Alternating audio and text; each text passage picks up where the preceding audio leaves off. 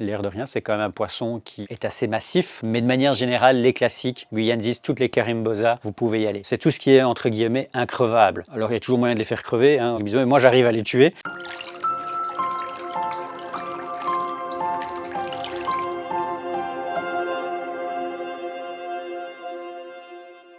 Bonjour, bienvenue sur Aquabota. Alors aujourd'hui, c'est une vidéo comme on a fait précédemment avec les axolotes et les poissons rouges. C'est une vidéo pour vous dégrossir un peu quel type de plante va aller avec des discus et surtout à des températures assez hautes. On a souvent tendance à maintenir nos discus entre 27 et 29 degrés, voire même 30 degrés pour certains. Donc là, c'est vraiment une liste de plantes non exhaustive, hein. Il y en a d'autres qui fonctionnent bien aussi, mais c'est celle qui matche le mieux avec les discus. Et l'objectif, c'est vraiment de vous permettre de vous donner quelques idées. Et n'hésitez pas non plus à mettre en commentaire si vous avez des plantes qui fonctionnent vraiment bien chez vous. Ça peut toujours enchérir cette base de données. Ça fera plaisir à tout le monde. Alors, on va commencer par une première série de plantes. Alors, c'est celles qui conviennent de manière générale à tous les aquariums. C'est évidemment nos Bonzanubia.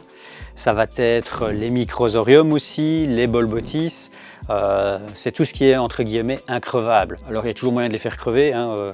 J'ai de temps en temps des clients qui me disent mais moi j'arrive à les tuer. C'est les plantes les plus rustiques. Vous pouvez aussi mettre des Crinium, n'hésitez surtout pas. C'est vraiment des plantes qu'on a souvent tendance à oublier parce qu'elles coûtent souvent un peu plus cher. C'est des plantes qui poussent assez lentement mais dont le résultat est vraiment pas mal. Je pense à la Crinium Tanium, la Calistrium. C'est vraiment deux plantes qui sont vraiment magnifiques. Ça donne un petit cachet, un petit truc en plus à votre bac et ça peut être pas mal. Et après on a les plantes à pousse rapide comme des Hygrophila, par exemple celle-ci, donc la Guyanzis, la Costata de chez Tropica ou aussi la Pinatifida, ça fonctionne plutôt pas mal. Toutes les Hygrophila de manière générale, vous pouvez les mettre dans un bac à discus. Peut-être pas tout ce qui va être un peu plus spécifique comme les Hygrophila Shea et compagnie. Ça, n'allez pas là-dessus. Ça risque de pas matcher au vu de la température. Mais de manière générale, les classiques, Guyanzis, toutes les Carimboza, vous pouvez y aller. Les Lugina, par exemple, je pense à la Repens, je pense à la Palustris Green, la Red, aucun problème. Si vous allez sur des variétés rouges, attention, ayez un bon éclairage, ce sera nécessaire. Il en est de même des Altermantera. Les Altermantera fonctionnent très très bien avec les bacs à discus, mais il vous faudra un éclairage assez fort, une bonne nutrition de vos plantes, que ce soit par le sol et en engrais, et ça matchera plutôt bien. Et après, vous avez aussi toutes les classiques, hein, les cryptocorines, hein, celle-là, je vous en parle même pas en détail parce que ça reste une classique increvable. Et vous avez les Rotala, donc je pense par exemple les Rotundifolia, vous avez l'Ashra, la Bossinagem, n'hésitez surtout pas. Et vous avez aussi tout ce qui va être les Lobelia par exemple, ça fonctionne plutôt bien en termes de pousse, les Sagittaria et évidemment les Echinodorus. On a souvent tendance sur des bacs à discus à mettre des plantes avec des longues et larges feuilles parce que on a toujours cette idée agréable entre guillemets de se dire si mes discus vont pondre, ils vont le faire sur un support assez large. C'est le cas. Les Echinodorus sont clairement parfaites pour des bacs à discus. Ça tient bien la température, ça fait des larges feuilles. Si un poisson veut aller se cacher ou veut aller se reposer par rapport au reste du groupe, vu que les discus sont grégaires, hein, pour rappel, dans un bac à discus, en théorie, vous devez mettre 5 à 6 poissons et surtout avoir un beau volume. Et l'Echinodorus va monter souvent en hauteur et va permettre de mettre quelque chose d'assez volumineux dans votre bac. Ça, c'est pour la majorité des plantes que vous pouvez mettre, évidemment. Après, vous pouvez aussi mettre d'autres types de plantes, hein. Je pense aux flottantes, la Salvinia natans, la Zola par exemple, la Philanthus, ça si vous avez un bon éclairage, n'hésitez pas.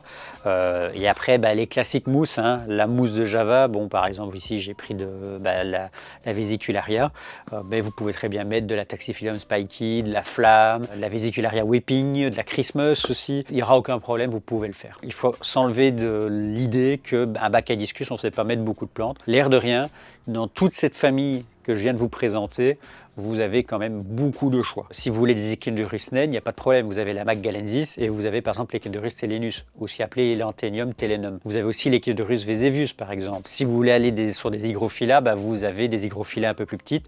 Je pense à l'Hygrophila araguaia, ça fait 15-20 cm si vous avez un bon éclairage. Attention que si votre éclairage n'est pas assez fort, elle aura tendance à chercher la lumière, donc à être beaucoup plus grande.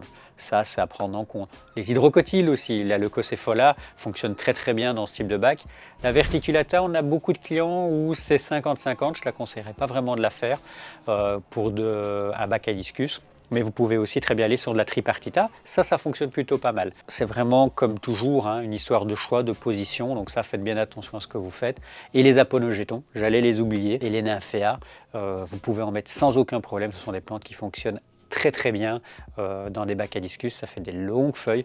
Par contre attention avec les aponogétons, Pour rappel, comme les nymphéas, ce sont des plantes qui auront besoin à un moment de se reposer. Donc vous pouvez avoir un aponogeton qui va être très beau pendant 5-6 mois, être majestueux, disons-le clairement, c'est vraiment volumineux, super. Et au bout de 6 mois, plus de feuilles. Il y a une phase de repos, une phase de pousse, une phase où vos feuilles de votre bulle vont complètement faner et après repousser et ainsi de suite. C'est une plante cyclique, il ne faut pas l'oublier. Si vous êtes encore perdu ou que vous n'avez pas vraiment envie de vous casser la tête avec des discus, il ne faut surtout pas hésiter à aller regarder dans les lots. On fait aussi des lots pour discus. Alors, ce sont des lots qu'on fait nous-mêmes en fonction de nos arrivages et surtout en fonction de la disponibilité des moments. Donc ça ne sert à rien de nous dire moi je veux un lot, voilà, car effectivement on fait les lots au dernier moment.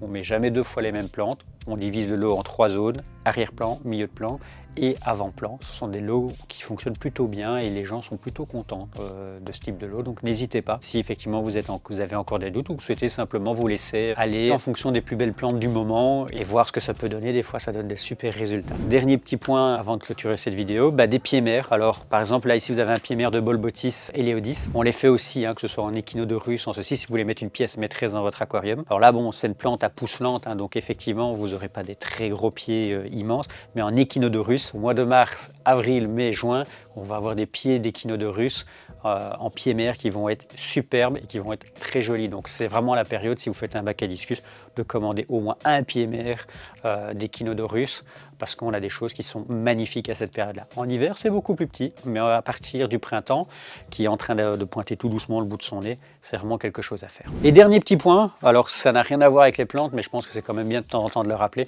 c'est avec des discus, c'est de varier votre nourriture. N'oubliez pas, c'est comme nous, on ne mange pas tous les jours un steak frites salade, même si c'est agréable. On aime bien varier aussi, manger un peu de poisson, manger un peu de tout, c'est la même chose. Donc n'hésitez pas à vous diriger vers différentes nourritures et surtout de varier, que ce soit en même temps ce que vous leur donnez, car ils ont besoin de plusieurs vitamines, ils ont besoin de beaucoup de nutriments. L'air de rien, c'est quand même un poisson qui est assez massif. Je vous invite à vous diriger aussi vers d'autres types de nourriture, comme par exemple la nouvelle gamme JBL.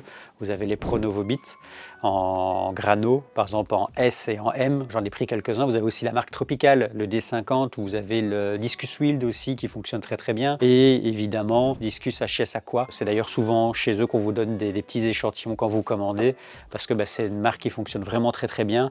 Et on essaie de faire découvrir à tout le monde un peu les marques avec lesquelles ça matche le mieux et sur lesquelles on a pas mal de retours positifs. Donc voilà, ça c'est par exemple aussi le Discus Plus. Alors là c'est le Baby, mais le Discus Plus fonctionne aussi très bien de manière générale. Le Baby, oui, c'est fait pour les bébés, mais voilà, vous en avez d'autres qui fonctionnent aussi très bien. Et surtout aussi, n'hésitez pas à aller sur des nourritures vivantes, congelées, mais variées vraiment pour vos poissons, c'est vraiment très important. On ne le dira jamais assez. Ceci clôture cette vidéo. Merci de l'avoir regardée. On se retrouve la semaine prochaine pour une nouvelle vidéo. J'espère qu'elle vous aura plu. N'hésitez pas à nous laisser un petit commentaire si vous avez des questions, des suggestions, ou si vous avez des plantes en particulier que vous aimez bien mettre dans un bac à discus. Ça pourra aider un peu tout le monde. Merci à vous et à bientôt.